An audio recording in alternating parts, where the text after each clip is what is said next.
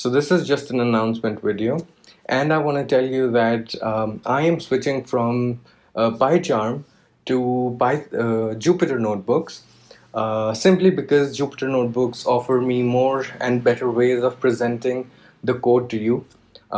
Because I can insert images, I can maybe insert videos in it, and I can give it headings, and I can divide the whole code in different segments.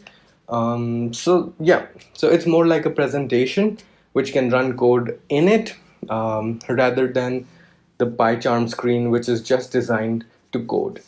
I don't recommend that you switch from PyCharm to Jupyter Notebooks, although you can. It is a very useful platform. And if you want to learn more about Jupyter Notebooks, then I will leave a link in the description below.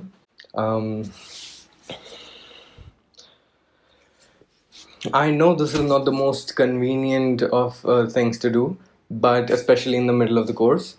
But trust me, this is going to make the videos more understandable when I'm able to insert images, videos, and different types of text to highlight things.